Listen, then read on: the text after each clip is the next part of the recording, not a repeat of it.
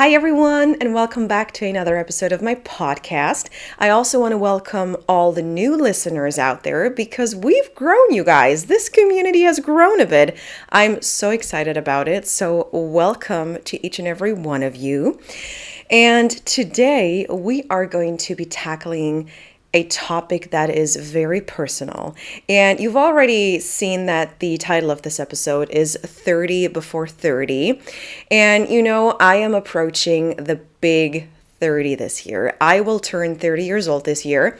And I've made a big deal about it for a couple of years now. But every time I do, I'm like, but is this really how I feel? I don't know. Every time my age is mentioned or I do it myself, I'm like, oh my God, I'm going to be 30 soon. But then I'm not that concerned about it. I am a bit, but also, I feel like it's just what it is. I'm not going to feel very different, I think. Nothing will change between me turning 29 or turning 30 or then 31 next year. I mean, yes, I will always change as a person, or I will have changed as a person within a year, and I will make new experiences and go through different kinds of challenges throughout a year. But other than that, there's nothing really that's going to change. So maybe there is really no need to be so sentimental about anything before 30, I think. I'm not really sure. But this is why this will be today's topic, because I want to discuss this with you. I want to see where it takes me while I'm debating, what I should be feeling or doing. And I thought 30 is also a good time for some reflection. And when I talk about reflection, of course, I mean something like, who am I as a person? Who do I want to be? Are there any goals I still want to achieve? And what have I achieved, these last 30 years? I mean, I grew up, which, first big achievement, I learned how to walk, speak, eat without making a mess. I feel like, I should be proud of that. But, lately I've been interviewing for jobs and people really keep asking me, where do you see yourself in 5 years? And I can't believe whenever it happens, this is still a legit interview question. I mean, does anyone know? Can anyone tell? I don't think with the current situation of the world that anyone has an answer for this question. And I feel like people decades ago who were asked this before I was asked this really absurd question, they also didn't know. They guessed, because how would you know? How could you even tell? Maybe I'm going to meet the man of my dreams and I'm going to have 5 children. Maybe I will be really, really good at a new job and I will excel and build a huge career. Maybe I'll just be a lazy little someone and do nothing all day. But that would be fine too. It just depends on what I want from this life and what kind of person I want to be. So people just have to stop asking this question. And I also realized that usually it's older people who ask me this. I've interviewed with people my age or just a couple years older than me. They would never. And then when you interview with 50 to 60-year-olds, they do that. They ask those questions. And honestly, I've gotten really good at making up answers, because what else would I do? I can't look into the future. I can only make things up as I go along. So I just tell them a story, which sounds really good, usually fits the job I'm currently applying for, and then they believe me. But that's also really sad. It's not the truth, but there is no truth to that question. So reflection. Let's talk about reflection again. And I think with reflection comes comparison. And that is one dangerous territory. I think even if you do it unconsciously, you constantly compare yourself to other people. And I think the first person I ever compared myself to was my mother. Because, when my mother was 28 years old, she had me. And I'm now 29. And I do think about that sometimes. I'm like, oh my God, I was 1 year old at this point in her life. And it makes no sense to compare yourself to your parents or even grandparents, because different generation, different situation, for sure. The world is a completely different place to when my mother had me, when she was around 30 years old. But it is one big step. And It's something that you do sometimes just wonder about. And I know that certain people my age have already reached the goals that they wanted to reach. But then I try to remind myself, are these goals that I have in my life? And when the answer is no, why even compare myself to those people? It makes absolutely no sense.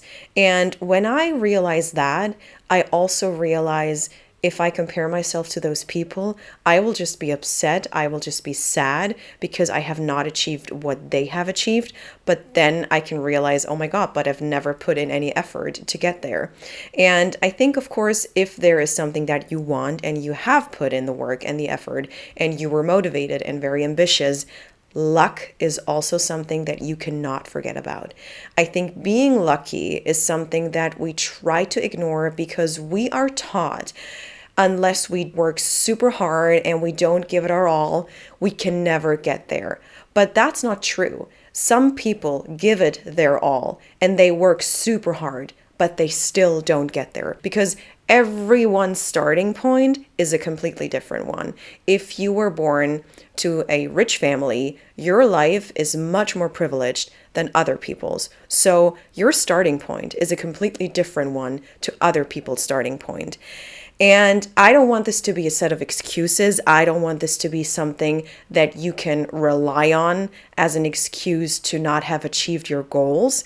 But I just want this to be present in your mind that sometimes you are just not in the right place at the right time. And this is also a big part of why you might not have gotten to the place where you wanted to be at the age of 30. I also don't want this to be all about achieving goals that you set for yourself. I just wanted this to be a reminder, even for myself, that it doesn't really make sense to set certain goals connected to certain ages. Sometimes you get there earlier, sometimes you get there later, but you will probably reach most of your goals.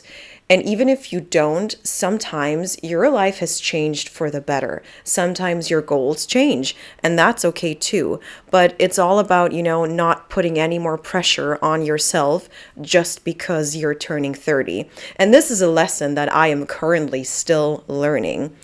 But I also think there is some societal force, I think other generations have such a hard time understanding that life for 30-year-olds right now is very different to the life of 30-year-olds a couple of decades ago. And we all have those conversations with our parents or grandparents when certain expectations come up. We all know these very stereotypical questions. When are you going to have children? And I've had this conversation with my grandmother, and she's always like, so are you going to have children at some point? And I'm like, God, woman, I am your grandchild. Don't be greedy. But she doesn't really mean it anymore. And realizing that has been a huge thing for me because we've talked about it so many times. And even she has understood that this world we're living in is so different to the world that she grew up in that she's also said something like, I don't know if I would have children in this world right now. And I think, should this be like a warning sign that even the grandparents are changing their minds and they're not even asking for the super stereotypical things anymore because they see what happens in the world out there? I don't know. But I think, in my family, the societal pressure for 30-year-olds has definitely been reduced, and I do appreciate that. Not all the time, sometimes it comes out of them and it's fine, but this societal pressure exists. It's out there, and it's much bigger for women than for men. And we all know that it exists. We all feel it. We all can tell. We've heard it from other generations. But why? Why is it still here? It's 2023. We should have moved on from putting pressure on people. Why do I have to achieve certain goals by the time I turn 30? It makes no sense. It's my life. I make the decisions. And I try to stay away from that as much as I can, but sometimes it's so hard. Sometimes I pick up a magazine and I just want to look through very random and unimportant things, and then I find an article, what you should have achieved by the time you turn 30. And I'm like, what? I don't know this magazine director. Why does she or he get to tell me what I have to do? with my life.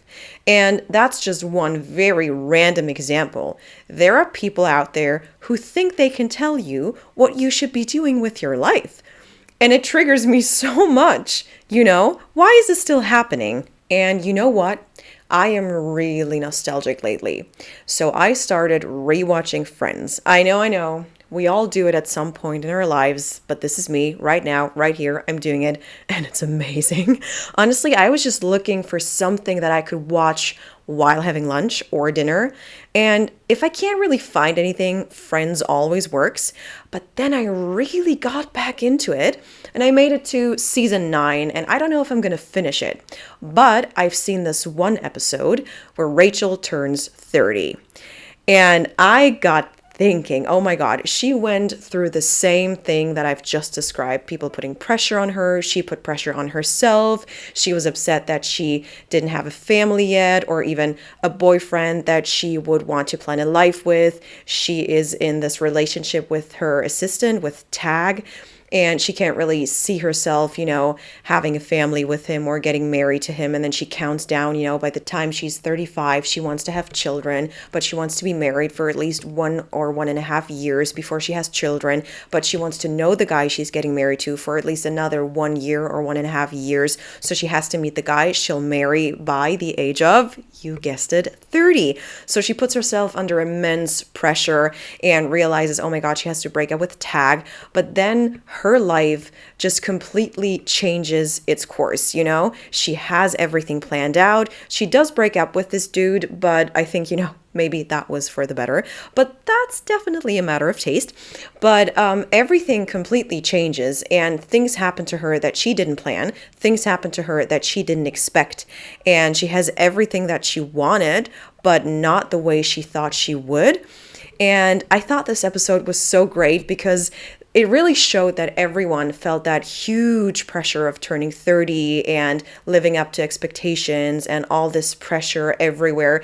Every single character was sort of in a crisis when they turned 30. And I just related so hard. And also, I realized the older I get, the better I relate to the Friends, because it's just, I don't know, it's weird. I watched a few episodes when it was live on TV, but I was super young. I was way too young. I didn't really understand. And of course, I absolutely didn't relate. And I'd never fully seen Friends, like the whole show. But then in 2019, I think, I did like a complete binge of the show, and I really enjoyed it. But I think right now, watching it right now is even better because I can relate even better to the characters. And yeah, I don't know. I think it's so interesting that even in like the 90s, they put this episode into the series because they felt it. And generations before us also felt it. So yeah, why is this still happening? So whenever I feel that someone is doing this to me, I just leave. I immediately leave. I leave the room. I leave the conversation. I leave this negative energy, and I start focusing on what my expectations are. And I think this is the key. What are your expectations? What are your goals? Sometimes it's that easy. What do you want to achieve? And I have to remind myself to focus on that. It doesn't matter what other people think. And this is so much easier said than done, We do think about what other people think. We care about what other people think. I mean, this is also kind of how our society works. But I think you have to go to bed at night and realize, oh my God, no. What I think is at least more important than what other people think. So what are my expectations? What do I want to achieve by the time I turn 30? So I have thought about that, and I've made a list. And because 30 is such a cool number, I thought I would indeed do something like 30 things I want to achieve before I turn 30. So I've made a list, and we are going to go through that list now. And I'm very excited because some things are super cool on that list. Others are necessary but annoying, but I feel like I should have achieved them. So I can't wait to get started. Let's go. I also noticed lists are my thing. For every single episode I've ever recorded, there was a list. Lists make me so happy. Number one on my list of 30 things I want to achieve or do before I turn 30 is something huge, and that's go to America. I want to go to the United States, and maybe I'm cheating a little bit because I do have this planned already. But I've never been outside Europe. I thought I have to do it. I have to make it happen. And it really didn't happen the way I would have planned it. It was a very spontaneous thing, but I could not be happier. Honestly, I am so excited. It's happening very, very soon. And I'm so excited about the whole trip, but also about checking this off my list. I can't wait. I think this is going to be one of the most amazing experiences of my life. I hope I can tell my children and grandchildren about it. And it's fun that I can still do it before I turn 30. But even if this didn't work out and I would do it at the age of 35, would it be any different? Probably not. Number 2 and number 3 are somewhat related. So number 2 is watching 30 movies this year. And I mean 30 movies I haven't seen yet. I do not mean only movies that come out in 2023. I've also not seen a few movies that are still on my watch list from 2022 or other years. But I want to watch 30 new movies I've never seen before. And number 3 on my list is read 30 new books. So you've heard this before. You've heard me saying this before multiple times. I want to read more. I want to go for it. I want to read as many books as possible. So I have like 9 months to read 30 books. I honestly don't think that's realistic, but I'm not going to be super strict about this. This is just a fun game that I'm playing with myself. I don't have to achieve all the things on my list. If it happens, I'm going to be super, super hyped about it. But if it doesn't work out, I won't shed a tear, because this is not about forcing myself to make all of that happen. It's just about motivating myself to do things that I haven't done yet or that I haven't thought about yet. And reading 30 books until I turn 30 in September, my birthday is at the end of September, is a huge thing. Again, I don't think I'll make it to 30 books, but maybe I'll make it to 25. And I think it's a goal that I can set for myself that is really motivating me to just continue reading and just be more experienced and adventurous when it comes to reading books and figuring out new things and discovering new stories. And I'm very excited about that. Number 4 is doing 30 things for the first time. And I won't include going to America or reading the books and watching the movies, because these are their own things, I don't want this to be connected, but I want this to be minor things even, like going to a restaurant I've never been, or trying something else out that I've never done. And it can be big things, but usually it's probably going to be minor things. But I think that's a nice little challenge to keep track of, something that you sometimes don't even notice and that you're not that aware of. I've never tried, for example, Lebanese food or African food. That's something to explore, but that's just an idea, that's just an example. But I want to do 30 things for the first time until I turn 30. Number 5 on my list is something super cheesy, but I stand by it. I want to do more random acts of kindness. I try to do one act of kindness every single day. Sometimes it works out, sometimes it really doesn't. I think, sometimes when I'm in my car and I'm driving and traffic is horrible and someone's waiting to get in line, but they just can't make it. So I let them get in front of me and take that spot. And then I feel, oh my God, yeah, that was my one good thing I did today. But again, it's about minor things, maybe complimenting someone or doing just random acts of kindness that can improve other people's days and other people's lives, even if it's just a really teeny tiny thing. Sometimes those tiny things have a really big impact on others, and it definitely can't hurt. Number 6 is something that will always make the list every single year, and that's being more aware of how my body feels and how my mind feels. And this is not about, oh my God, am I going to be sick? Or why does my back hurt? Maybe it's because I didn't move for a week. No, it's about listening to your body. Have I eaten only junk food for a week? Is this why my stomach's upset? And this happens to me a lot. So this is like a very good example. Or am I too stressed? Do I need to calm down? Should I start meditating again to calm myself down? These are things I want to be more aware of. And I think this is something that I will benefit from in the long run, but also on an everyday basis. So this is one that's really important to me. Number 7 is going to a concert. I think I mentioned it in my self-care episode that I haven't been to a concert in so long and I really want to go. So I hope there's going to be one artist I really want to see and then I'll make it. I want to see someone perform live. I want to go to a concert this year. Number 8, I want to go somewhere and do karaoke. I've never done it. I don't think I have to say anything else. I've never done it and I kind of want to do it. I think I'll hate it, but I want to try it out. So this is number 8. Number 9, and my inner circle is going to agree this is the most important one. I want to stop impulsive spending. So sometimes I see something, I like it, I buy it. Why? Do I need it? Probably not, We all know it. We've all been there. And I'm so guilty of that. But I think by now I've realized that I like spending my money on traveling. That's my new favorite thing. I love doing that. And traveling is expensive. So I feel like I should rather save up and go on another trip. If I stop my impulsive spending, it's just not even fun anymore. Sometimes I end up with stuff that I look at like a month later and I'm like, yeah, I didn't need that, but now I have it and I can't return it and then I hate myself. So that makes no sense. I want to stop doing that. And that's one of the very big lessons to learn until I turn 30. Number 10, also really important. I want to learn how to cook. I want to learn how to cook at least 10 meals so I can go back and forth.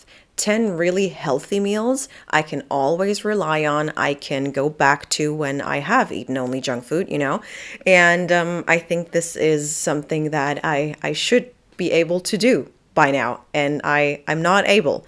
I want to be able. So that's number 10. Number 11, one huge thing. I want to move to a new city and a new apartment. So a new apartment in a new city. I've chosen the city. I'm working on it, but I really want this to happen before I turn 30. Number 12, I want to buy a piece of art with meaning. That doesn't have to be something expensive. It doesn't have to be a really expensive piece of art. It's not like I can afford a Picasso. It's not like I would want a Picasso, honestly. But anyway, I might go to a flea market and see something that fits this new apartment I just talked about and fits my mood and my vibe. And I just want to buy one piece of art that I immediately fall in love with. Number 13, also interesting. I want to invest in a designer handbag. I think that also somewhat connects to stop impulsive spending because I want to save up for it. I want to choose the designer handbag really carefully. But I've eyed some bags for a long time and I never really went for it. And then I spend my money on inexpensive stuff, really cheap stuff and plastic, and I don't even know. So I think it's time to invest in something classic, something elegant, something that is very versatile, that will last me for many, many years. So I think this is something that I want to do before I turn 30. But you know what? This is going to be a difficult one. Number 14, I want to go fancy dining, but like super fancy, like several courses of a meal in a very, very posh restaurant where you kind of feel like you don't fit in, where you have to dress up. Oh my God, yes, that's something I really want to do. Number 15, something I've been working on a while. And one of my friends, she can relate so much because she's been helping me out from time to time. And that's improving my style. I think Even now, I still haven't really figured out what my style is.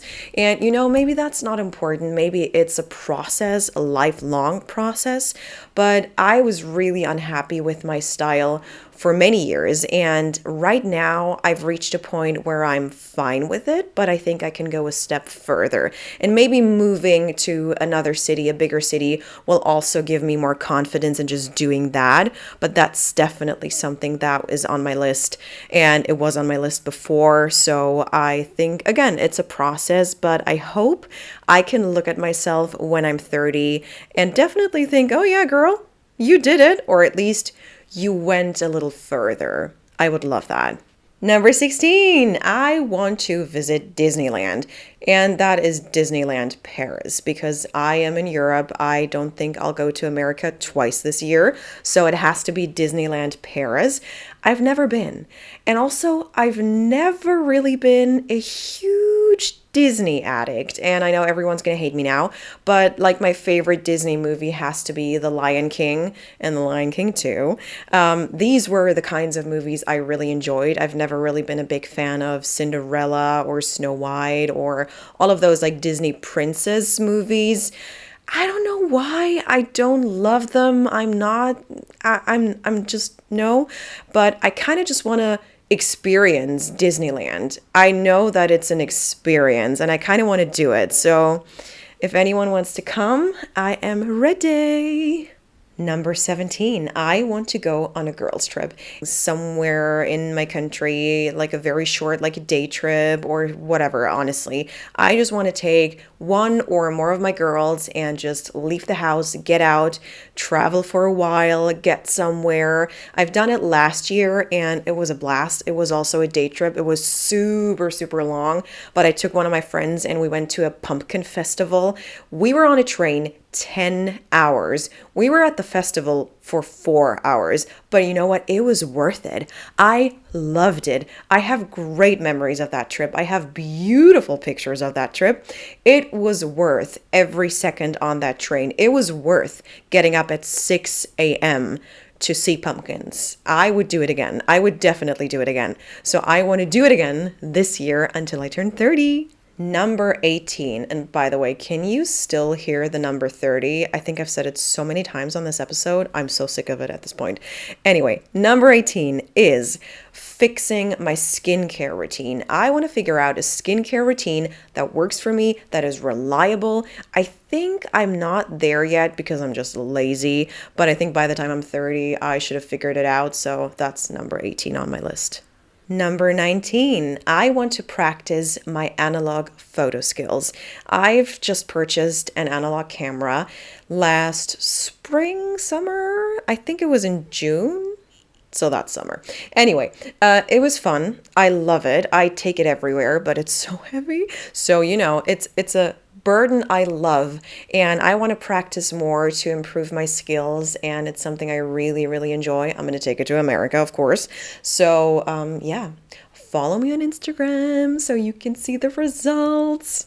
Number 20, something super easy. Make homemade ice cream. I read that it's so easy. It takes like 3 ingredients. I should be able to do it. I want to do it. I've never done it. I want to do it. Number 21, visit the beach. I want to go to the beach. I just want to go to the beach once this year. I think I'll make it. I would love to go to the beach in summer because that's like the best time, of course, but I want to go to the beach this year. I have to make it. Number 22, much less enthusiastic about this one, is calm myself down when anxiety hits. Anxiety hits whenever you really don't need it, and the situation is never good, but there are more severe cases and more, mild cases, and I just want to be able to figure out something that helps me get through it. I will not easily get over it, but I want to learn something that I can do to deal with it in the moment. Accept it, acknowledge it, but then deal with it. Number 23, I want to clean out my closet.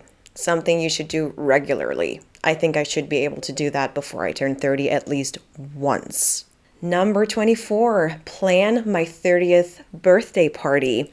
So, already on it, not really successful at the moment. I'll get there. I have to. But I want to make it something special, you know? If I don't make it special for 30, when am I ever going to make it special? I have to make it special. So, I want to make it not like huge, but like important to me with meaning and fun and good activities.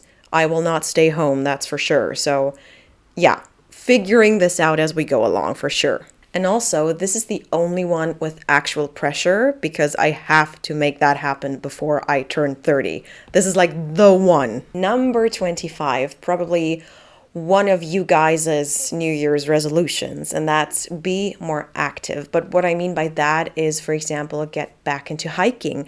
I used to love hiking and I have stopped, and I don't know why. I feel like at the moment I don't have the time. I should have the time, but I don't. I feel like I don't. So this is definitely something I want to get back into. So that's my number 25. 26, also something that I might do right before my birthday, and that's get a haircut. I don't really get my hair cut a lot. Sometimes I don't do that for like 2 years straight because whatever. My hair just grows, and then when I'm annoyed and it's too long, I just chop it off. I don't do it myself. I go to a hairdresser, of course, but still.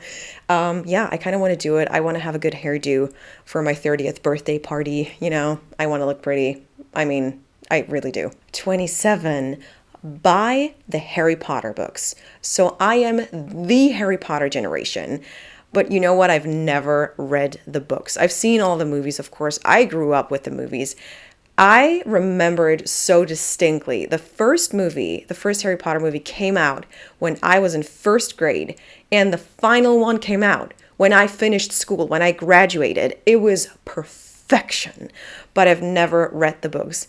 And please notice how my number 27 is not read the Harry Potter books, it's buy the Harry Potter books. There is no way I'll read the Harry Potter books before I turn 30, but I want to buy them. Number 28 is stick to podcasting. I mean, I'm having so much fun. There is no way I want to stop. I really hope there isn't.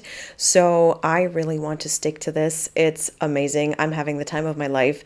I'm talking to myself in my living room once a week. I could not have more fun. It's amazing. Number 29, completely connected to number 7, get Taylor Swift concert tickets. But this is harder than it seems. I mean, I've seen all the videos on TikTok and Instagram, people celebrating their Christmas gifts, Taylor Swift tickets. I know it's so hard to get them, especially for this tour, but this is like the one tour I really want to go to and I really want to be part of. I'm not even a Swiftie. I like her music. I think she's a great artist, but I think she is one of the coolest performers live. So I really want to see Taylor live. And I think this is really one of the hardest things to achieve until I turn 30. I don't even know if she comes out with tour dates for Europe before I turn 30, but I mean, fingers crossed, you guys. And finally, number 30 on my list of things I want to do before I turn 30 is super random and you're going to hate it, but do not put too much pressure on yourself ever, but especially not because you're turning 30. I'm talking to myself, I know, but you know what? That is the most important thing. So just also as a kind of disclaimer for this list, I don't need to reach all these goals. I don't need to make this happen. If it happens, wow, I'm going to be super hyped. But if I don't achieve 3 out of 30 things, so be it. But I do have the motivation to go for all of these things. And now that I've told you all of the goals that I've listed, you realize they are really random. I mean, I'll definitely manage to make my own homemade ice cream. Why wouldn't I? I'll definitely get that haircut, you know? These are very tiny things, but but they are important to me. They will make my day extra special when I finally do it. So again, I don't want to put any more pressure on myself. And not putting pressure on yourself is really hard, you know? I feel like sometimes it's even somewhat of an instinct, but I'm trying not to do it anymore, but especially not for that list. And I think that means we are finally done. I really hope whenever you turn 30, you keep in mind there are no goals that you have to achieve by a certain age. You will achieve them eventually, earlier, later, or you might change your mind. And that is fine too. So I will say goodbye to you for now, and I can't wait for you to tune in to the next episode. Bye!